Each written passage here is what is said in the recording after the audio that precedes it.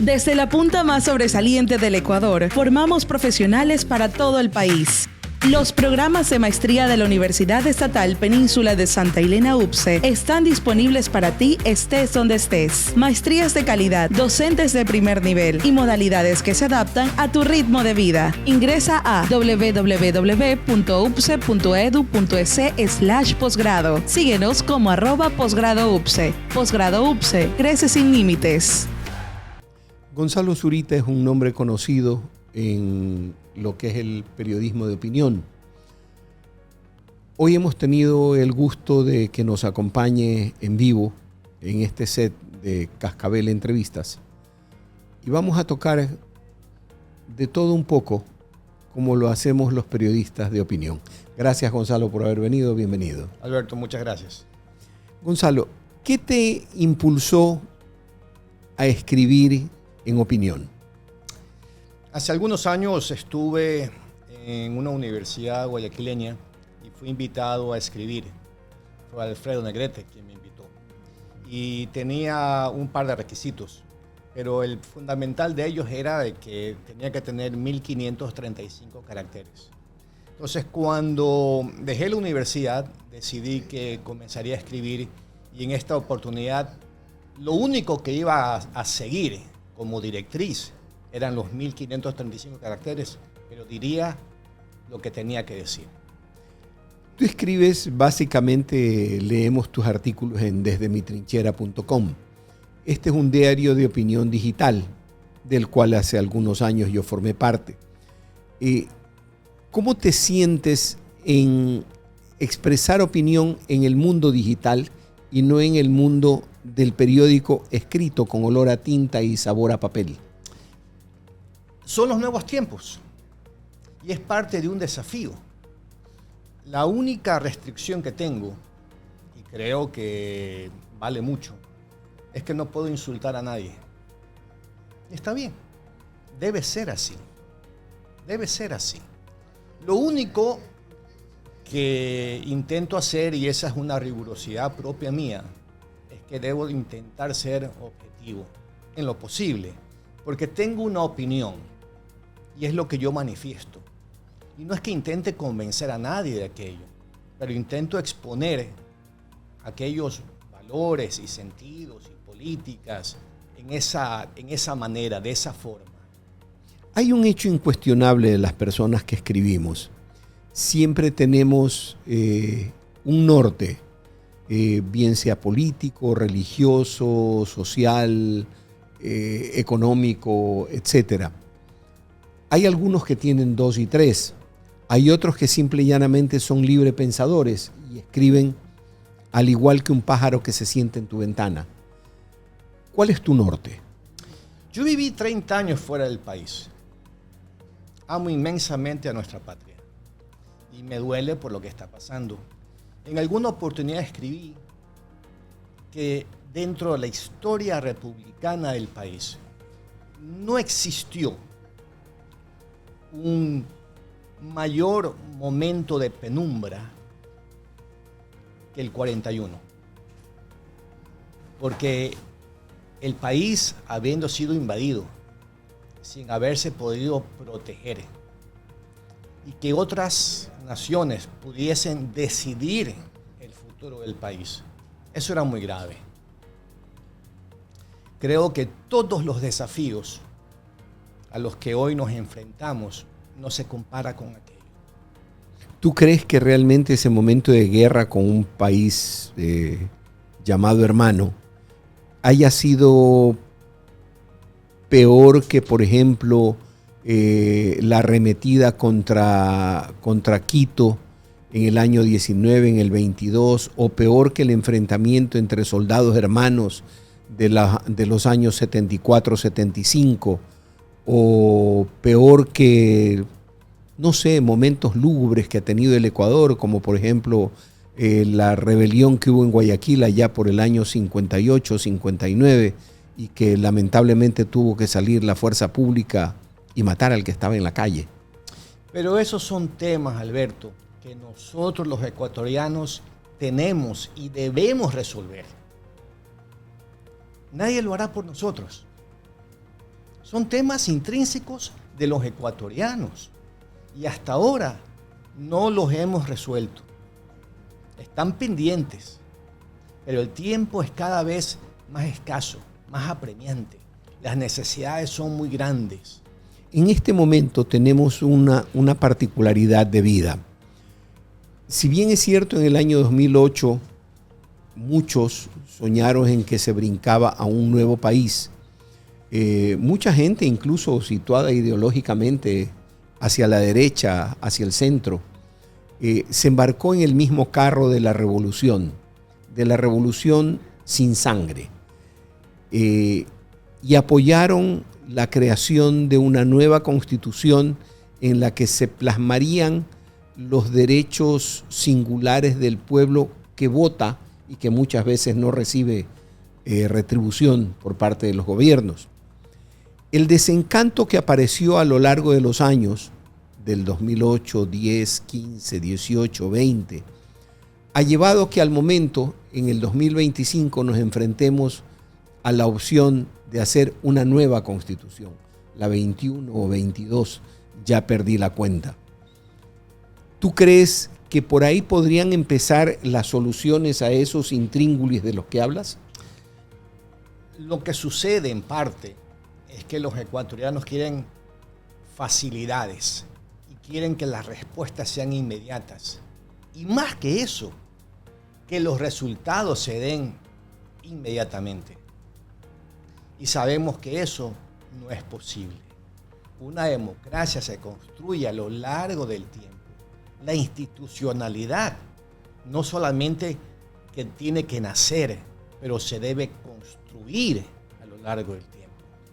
Entonces, no es que porque en el 2008 se hizo una constitución, que hay que decirlo también, aquello por lo que los ecuatorianos votamos no fue al final del día lo que redactaron en Montecristi. Hubo algunos detalles que se cambiaron a última hora. Entonces, tenemos que recordar que una constitución debe ser efectuada, debe ser realizada, no pensando en los que están en el poder en este momento, sino pensar en el largo plazo del país. Proyectarla hacia futuro. Pero acabas de decir un dato de que, aparte de ser periodista de opinión, fui reportero. Entonces la información me brinca en el oído. Dices de que la constitución por la que votamos en el 2008 no fue la que se escribió en Montecristi. Hubo algunos párrafos que cambiaron a última hora. ¿Cómo qué y con qué intención? Evidentemente que la intención de la Revolución Ciudadana en ese entonces, llamada Alianza País, Rafael Correa, era perpetuarse en el poder. Ellos lo dijeron, que esta era una constitución para que dure 300 años. Pero fue algo hecho a la medida de ellos, en ese momento. ¿Tú crees de que realmente cuando Correa asume el poder en el 2007, él entró pensando con crear un país socialista a lo Cuba? ¿O simple y llanamente eso se le vino en el camino de la mano con ciertos compañeros de ruta que tenía, como Patiño, Acosta y otros más? Era a lo Correa. Todo lo que fuese socialismo a su manera. Eso es lo que él buscaba. En algunas cosas sí, asemejarse mucho a Fidel Castro. Pero estamos hablando de que él pensaba que él podía perpetuarse en el poder. Sin que Castro sea de mis simpatías o sin que yo lo tenga como una proyección real de un personaje valioso. Pero yo creo que entre Castro y Correa hay distancia. Definitivamente que sí. Correa se pensaba más que todos ellos juntos, más que Castro, más que Chávez, obvio, más que Evo Morales. pero el único que había conseguido una revolución a su manera y por tanto tiempo había sido Fidel Castro. Y tenía que imitarlo. Bueno, claro, tenía un norte, ese era su norte. Hacemos una brevísima pausa, Gonzalo, volvemos inmediatamente y en el siguiente bloque vamos a tocar cosas del más diario vivir. Estudia una maestría en la Universidad Estatal Península de Santa Elena, UPCE. Elige entre 25 programas de posgrado diseñados para profesionales como tú. Aprovecha hasta un 50% de descuento en matrícula y transforma tu futuro. Excelencia académica, docentes expertos y modalidades que se adaptan a tu ritmo de vida. Síguenos en redes sociales como @posgradoupce. Ingresa a www.upce.edu.es/posgrado. Posgrado UPCE. Crece sin límites. Continuamos con Gonzalo Zurita. Gonzalo, bajándonos un poco del mundo intelectual al mundo práctico, al día de hoy. Existe un mare magnum armado en torno a la Corte Constitucional que ha sido presentada como que si fuera un enemigo del gobierno. Por otro lado, la oposición, concretamente los que están de la izquierda hacia la izquierda, hablan de que Noboa es el sumum de las cosas malas, lo acusan de todo lo que sea posible, incluido le endilgan aquellos delitos de narcotráfico en los que se ha visto de que mucha gente partidaria de la RC está metida, pero se las cargan a Noboa. Yo no estoy a favor del señor Noboa ni en contra del señor Noboa, pero estoy a favor de la realidad y de lo que ocurre. ¿Cuál es tu visión sobre lo que está pasando dentro de la política nacional? El uso del falso testimonio en un lado y en otro lado. ¿Cuál va a ser el resultado de eso? Creo que a Noboa le ha faltado comunicar al país cuál es su objetivo a largo plazo. ¿Qué es lo que él quiere del país y cómo piensa obtener, cómo piensa llegar a ese objetivo? Eso no lo sabemos todavía. Creo que entre los que hacemos opinión, estamos claros que el país necesita una nueva constitución. Pero muchos querían un cambio rápido, con resultados inmediatos. Ya dijimos, eso no existe. Esto se necesita cambiar a lo largo del tiempo y va a tomar su momento. Sus tiempos son importantes. Pero lo que le falta al gobierno es comunicar cuál es el plan, el objetivo, cuáles son los tiempos para preparar a la población de que estamos encaminados a algo. Eso le ha faltado al gobierno. Dentro del plan de gobierno que presenta Daniel Noboa, ¿está planteado o está proyectado el modelo de país que él aspira? Y dentro de eso él habla de que es un país de libre comercio, etcétera, etcétera. Un pensamiento un poco a lo norteamericano. Y tiene razón de ser, es educado allá, formado allá, etcétera, aunque sea ecuatoriano de nacimiento. Bueno, nació en Estados Unidos. Nació en Estados Unidos, pero por condiciones es ecuatoriano. Y de familia ecuatoriana, de larga data, abuelo incluso ambateño. Y todo esto, pero no se logra entender. ¿Tú crees de que falta de que él lo explique o que alguien de su círculo lo explique para que se entienda bien cuál es el resultado final que él espera de este país? El presidente Noboa no es un buen comunicador, pero creo que hay momentos y hay momentos. Y en algo demasiado trascendental para el país, que es cuál es el futuro, cuál es el plan, cuáles son los pasos, qué se espera de la población. Eso es algo que el líder tiene que comunicar. En este caso es Noboa.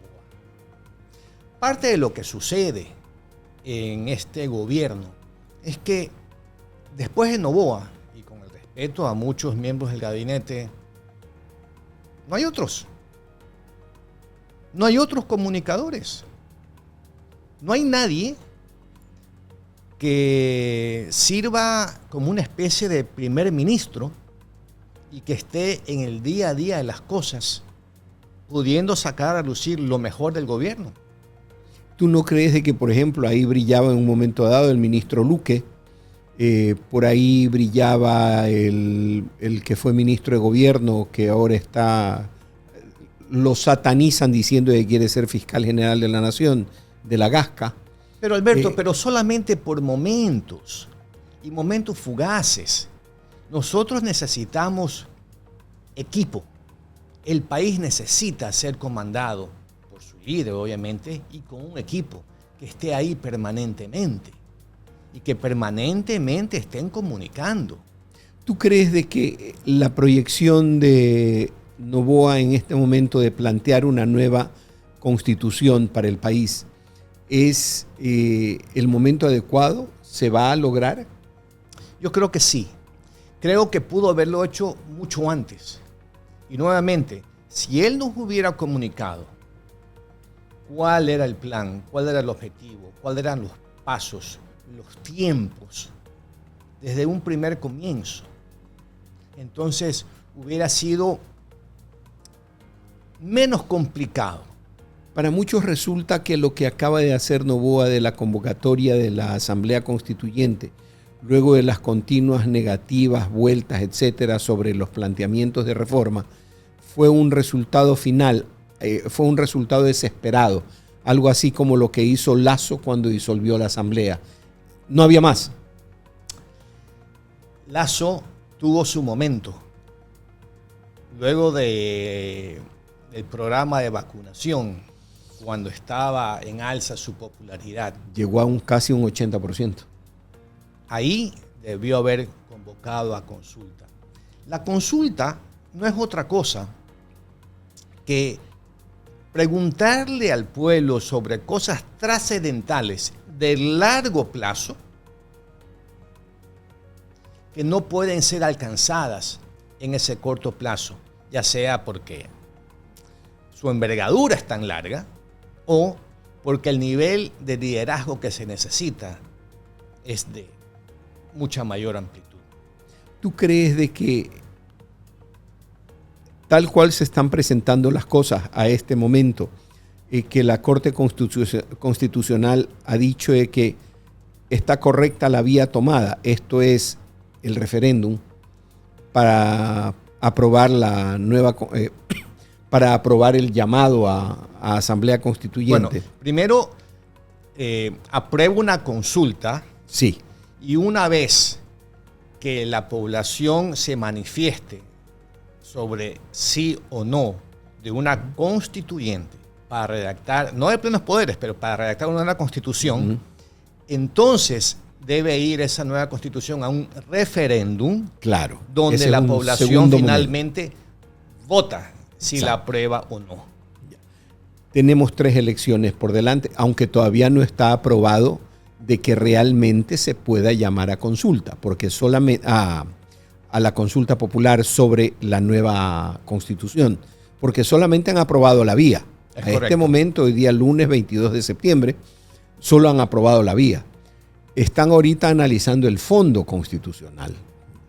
Dentro de eso se vislumbra que si es que lo aprueban, van a poner marcos referenciales conforme la Constitución del 2008.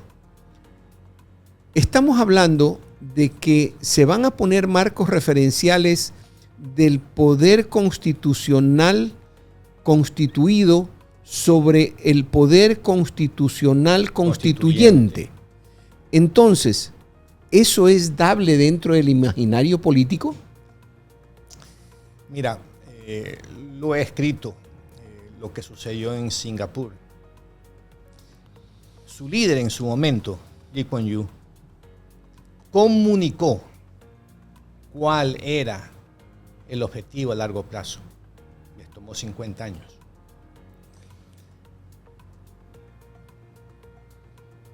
Es una realidad que la Constitución del 2008 es una cadena, es una forma restrictiva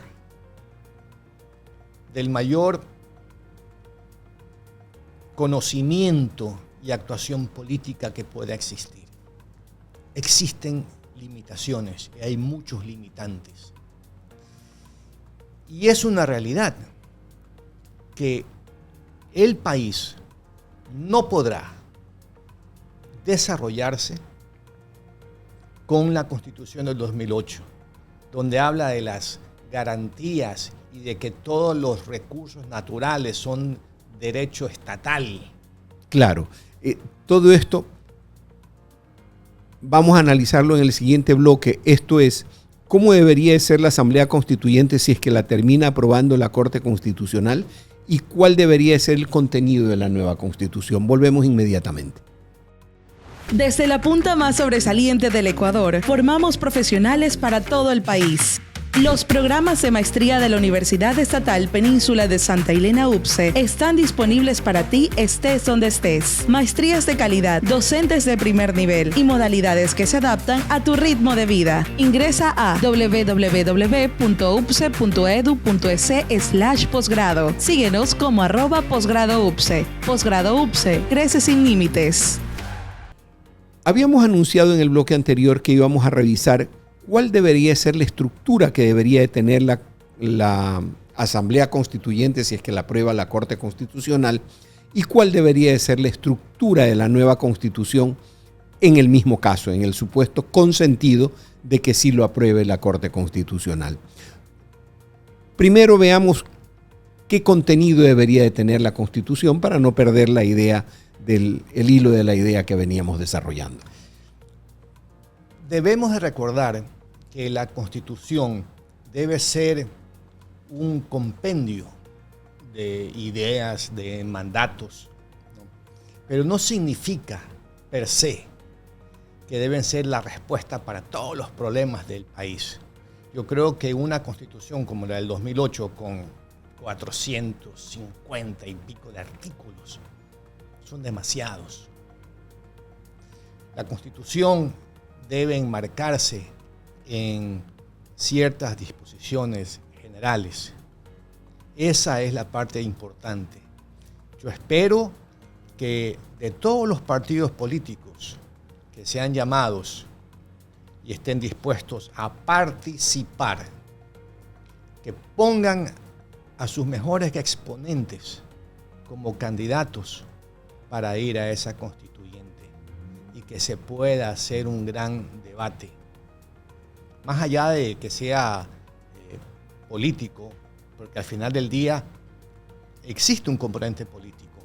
¿Tú crees que esa Constitución debería tener fundamentalmente el enunciado de que el Ecuador, aparte de respetar los derechos individuales del ser humano, es un país en el que se debe considerar primigeniamente el derecho no individual, sino el colectivo en algunos casos, o de alguna manera, porque el Ecuador antes de la Constitución del 2008 era un Estado de derecho.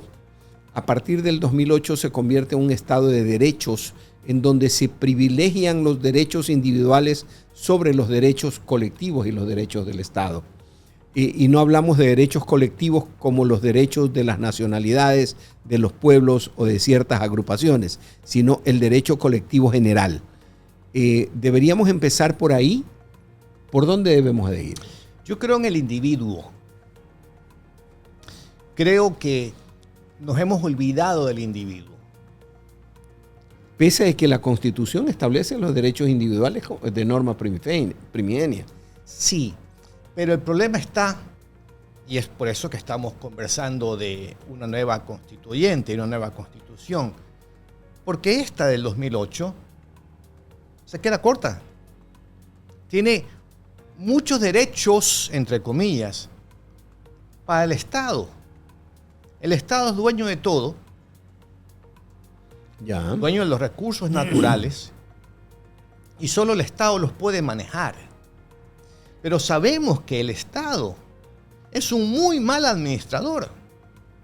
Entonces deberíamos de cambiar el modelo de administración política y de administración general del Estado, convirtiéndolo al Estado únicamente en un regulador, más no en un hacedor. Es correcto. Es correcto.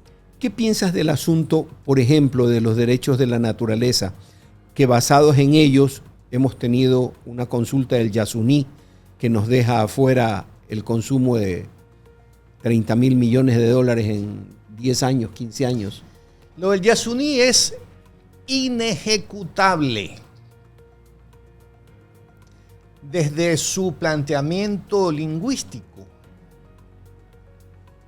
Porque dice que el petróleo está debajo del subsuelo. Eso es lo que dice. Sí, así es. No, pues no está debajo del subsuelo, está en el subsuelo. Exacto. Entonces, esto no es cuestión de que, bueno, la forma está mal, pero el fondo sí. No. Esto tiene que estar demasiado bien planteado. Entonces, ¿tú crees de que en esta nueva constitución, si bien es cierto, se debe de prevenir el abuso sobre la naturaleza, pero también se debe prevenir el abuso de quienes quieren imponer su condición en contra del colectivo llamado ecuatorianos? Mira, Alberto, ¿quiénes votaron por el tema del Chocó andino? Los quiteños. Ya. Nosotros no votamos sobre aquello. Y sobre el tema del Yasuní, los propios amazónicos votaron. Los directamente interesados. Los directamente interesados. Ellos querían continuar con la extracción del petróleo. El país necesita esos recursos. Definitivo. Esa es la realidad. Sí, porque aquí al otro lado de la línea de la frontera, el Perú está que saca petróleo que da miedo. Sí.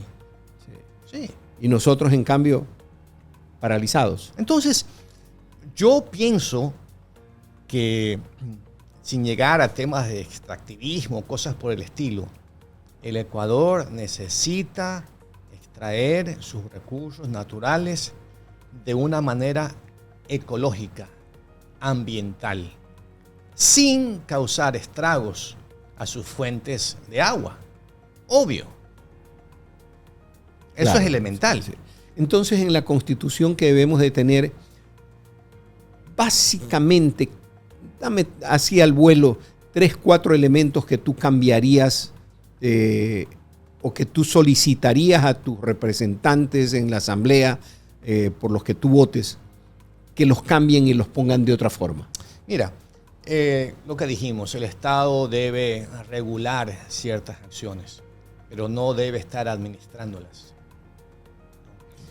Debemos pensar de que el progreso del país no se va a lograr a través de un decreto. Es un proceso a través del cual debemos llegar a ese objetivo. Entonces, si la Constitución va a decir, por ejemplo, que el Estado le garantiza educación, salud a todos los ecuatorianos, ya sabemos que eso no se ha podido cumplir en la era republicana del país. ¿Y por qué habría de cambiar aquello solo porque tenemos una nueva Constitución? La Constitución también dice, por ejemplo, que un porcentaje por ley del presupuesto tiene que ir a asignaciones de salud, de educación, que igual no se pueden cumplir. Definitivamente no. Entonces, tenemos que alejarnos de aquello y tenemos que propugnar una agenda que permita el crecimiento económico del país. Y esa agenda debe ser de apertura. ¿A qué? Pues a la inversión privada. Cuando nuestros vecinos, Colombia, Perú, atraen 15, 16, 18 mil millones de dólares al año. Con iguales problemas de violencia. O peores. Sí. O peores. Y nosotros, si tenemos suerte, 200 o 300 millones. Entonces, tenemos que pensar de otra manera. Para cerrar, una sola pregunta. ¿Cuál crees tú que sea el motivo esencial por el que el gran capital no decide venir al Ecuador? Falta de institucionalidad. Más claro no canta un gallo. Gonzalo Zurita estuvo con nosotros, realmente muy claro. Es un escritor de opinión y nos ha tenido la deferencia de estar con nosotros en este día. Gracias. Gracias, Alberto. Estudia una maestría en la Universidad Estatal Península de Santa Elena, UPCE. Elige entre 25 programas de posgrado diseñados para profesionales como tú. Aprovecha hasta un 50% de descuento en matrícula y transforma tu futuro. Excelencia académica, docentes expertos y modalidades que se adaptan a tu ritmo de vida. Síguenos en redes sociales como @posgradoupce. Ingresa a www.upce.edu.es/posgrado. Posgrado UPCE, crece sin límites.